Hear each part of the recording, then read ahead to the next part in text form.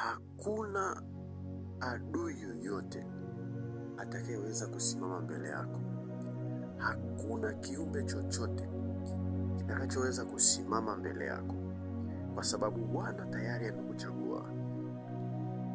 Mungu tayari amekufanya kuwa upanga mkali utakaoweza kufyeka.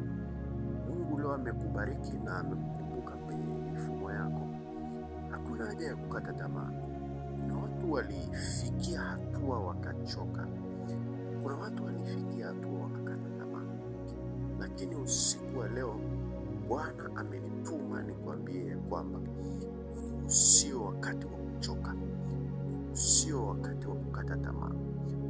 Sio wakati wa kuona maisha ni magumu. Sio wakati wa kurudi nyuma tena. Huu sio wakati wa kusonga, wa kuangalia yaliyopita. Huu ni wakati wa wewe kusonga mbele.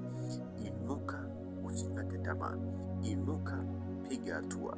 Inuka, usiangalie wala usiyakumbuke ya nyuma, kwani Bwana amefanya jambo jipya.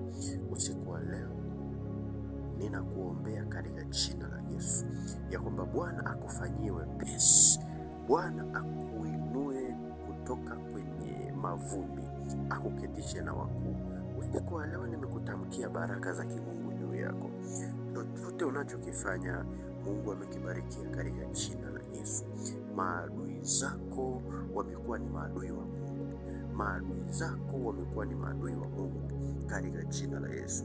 Kwenye biashara zako unazozifanya leo Mungu ameziinua. Biashara zako Mungu anaziinua.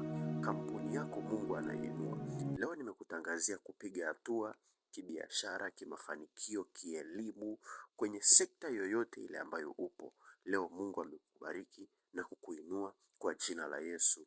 Amen.